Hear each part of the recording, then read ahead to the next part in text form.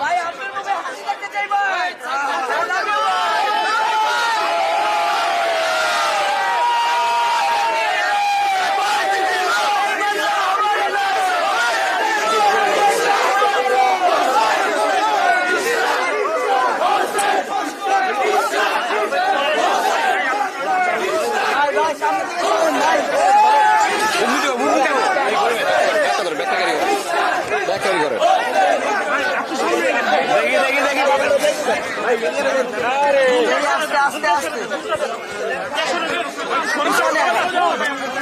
জিয়াদ ভাই আপনি ওইসব দেখেন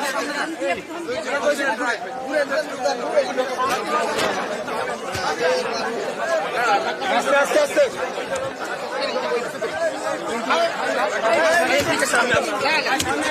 রেডি রেডি রেডি রেডি যাচ্ছি যাচ্ছি যাচ্ছি বলেন মানে আপনার এই অনুভূতি আপনি প্রকাশ করেন। আমরা আজকে এই মানে এখন পর্যন্ত আমাদের এই আসনে ৯৯টি কেন্দ্রের ফলাফল আমরা পেয়েছি। আমাদের এখানে ১০০টি কেন্দ্র রয়েছে।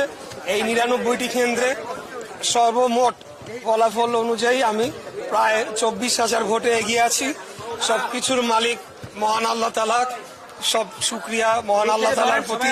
মহান আল্লাহ তাআলার অশেষ রহমত ছিল দেখে আজকে আমরা এখানে বিজয়ের দ্বার প্রান্তে পৌঁছে গিয়েছি। তবে এই আসন শুধু নয়, ঢাকা শহরের টোটাল ভোট অ্যানালিসিস করে দেখতে হবে। আমরা গতকাল থেকে কিন্তু অনেকগুলা অভিযোগ যে জামাতের প্রার্থীরা তারা টাকা দিয়ে ভোট কেনার চেষ্টা করছে, টাকা দিয়ে প্রশাসনকে কেনার চেষ্টা করছে। সূত্রাপুর থানার জামাতের নায়েবে আমির টাকা বিতরণ করতে গিয়ে সহকারী প্রিজাইডিং অফিসারের সাথে টাকা বিতরণ করতে গিয়ে ধরা পড়েছে এবং 2 দিনের জেলকে তাকে কারাদণ্ড দেওয়া হয়েছে। তো আমাদেরকে এখন গভীরভাবে পর্যালোচনা করতে হবে। এই সরকার বরাবরই আমরা বলে আসছি তারা পক্ষপাতিত্বমূলক আচরণ করছে, জামাত এবং এনসিপির প্রতি তারা পক্ষপাতিত্ব করেছে। এই সরকারের উপরে আমাদের আগে থেকেই আমরা বলে আসছি। তো যাই হোক, আমাদের যে সারা বাংলাদেশে যে ধানের শীষের যে জোয়ার উঠেছে, সেই জোয়ারে বর্তমান সরকার, জামাত, এনসিপি সবাই মিলেও কারচুপি করে আমাদেরকে ঠেকায় রাখতে পারে নাই। আগামী দিনেও পারবে না ইনশাল্লাহ।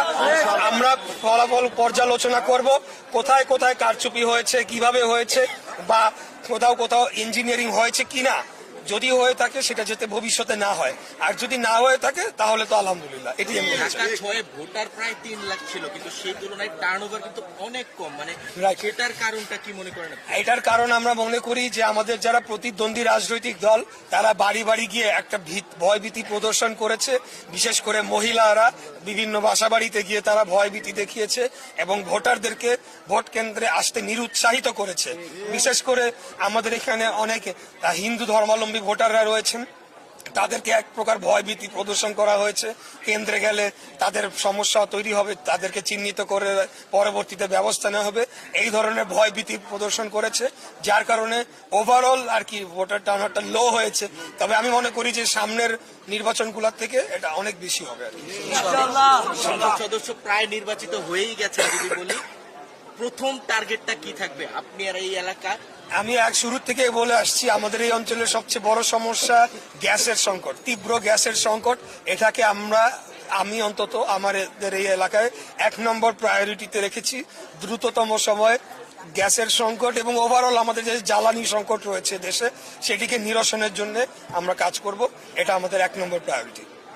বিজয় মিছিল হচ্ছে না, মানে কোনো কারণে আপনি বন্ধ রাখবেন নাকি আগামীকাল করবেন? মানে আমাদের যারা সর্বস্তরের নেতা কর্মীরা গত 2 দিন তারা ঘুমাতে পারে নাই, তারা নিরলস পরিশ্রম করেছে, তারা ভোট কেন্দ্র পর্যবেক্ষণ করেছে, সারাদিন ভোট কন্ডাক্ট করেছে এবং বিভিন্ন জায়গায় আমাদেরকে প্রতিকূল অবস্থার মুখোমুখিও হতে হয়েছে। বিশেষ করে আমরা লক্ষ্য করেছি আজকে যারা প্রশাসনের দায়িত্বে ছিল তার বড় একটা অংশ এবং সর্বপ্রকার আইন শৃঙ্খলা রক্ষাকারী বাহিনী এবং নিরাপত্তা বাহিনীর সদস্যরা বিভিন্ন জায়গায় জামাতের নেতা কর্মীদের পক্ষ অবলম্বন করেছিল, যার কারণে আমাদের নেতা কর্মীরা অত্যন্ত টায়ার্ড, তারা অনেক পরিশ্রম করেছে। তাই আজকে এখন তারা বিশ্রাম নিবে, কালকের থেকে আমাদের বিজয় মিছিল শুরু হবে।